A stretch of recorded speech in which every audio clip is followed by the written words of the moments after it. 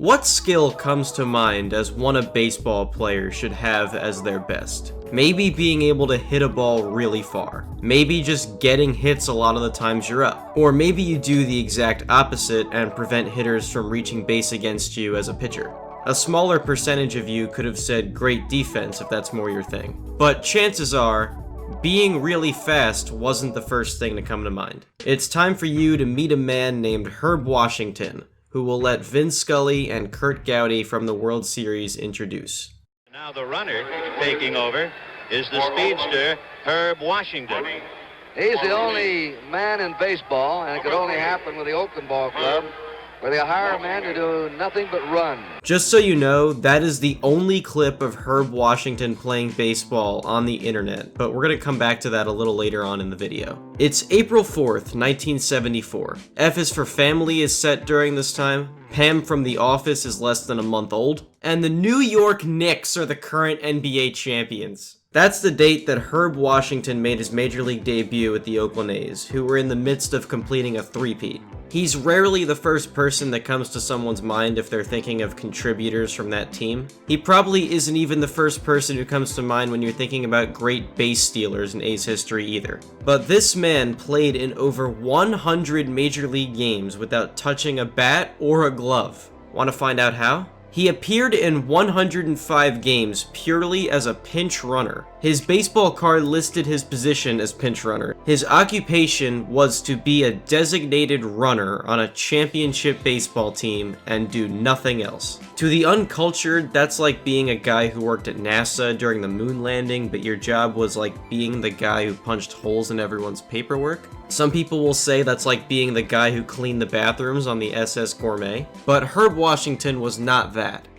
At all. On a team as wild as the A's of the early 70s, a full-time pinch runner fit right in. He has a World Series ring for a reason after all. Cool but weird fact about Herb Washington, it turns out that he needed to have facial hair because of his contract, and he kind of had trouble doing it. Right about now, you're probably thinking to yourself, so how good was this guy at stealing bases? Considering he was a world-class sprinter, and that's why they signed him in the first place. Well, in 1974, Herb Washington stole 29 bases in 45 tries. That equates to a rate of about 64.4%. which was better than league average in 1974. You want to know what league average was in 1974 according to Fangraphs? 64.3%. Herb Washington was an above-average base stealer in the major leagues. Thanks for the assist here, Jeremy. Herb's career unfortunately didn't last much longer. He appeared in 13 games in 1975 before he was released. But not before Herb Washington got to play in the World Series, as mentioned at the beginning of the video. Now we're going to circle back to that first clip, because it's important to see what happened in the only readily available clip from Herb Washington's career. They got him. He got him. Marshall picked him up. He got picked off. In the only clip from Herb's career, he's shown failing. It's in the title of the video. It's at the top of his Wikipedia bio. It seems like only his failures are highlighted here, which can of course lead to multiple takeaways or possible interpretations as to why. You might say the common narrative is that Herb's role as a permanent pinch runner was a flop. To some degree it was, but not immediately. You see, before Herb was released, the A's signed more potential quote designated runners, only they had experience hitting and playing defense too. So because they found someone like Herb but capable of doing more than he could, they were done with him. Or you might think about it this way. Clips of someone getting caught stealing are about as popular as clips of someone failing to open the box in an unboxing video. So a runner of Herb Washington's speed getting picked off must have been a big deal. The optimist in all of us hopes for the latter. After his career ended, he went on to become the owner of multiple McDonald's establishments and was the founder of a minor league hockey team. A pretty interesting life he's lived so far. The moral of this video is that you should know Herb Washington's name and what he did. He was the only official full-time pinch runner in MLB history. His legacy should not be failure, and his contributions to a dynasty shouldn't be forgotten. Please welcome pinch runner Herb Washington.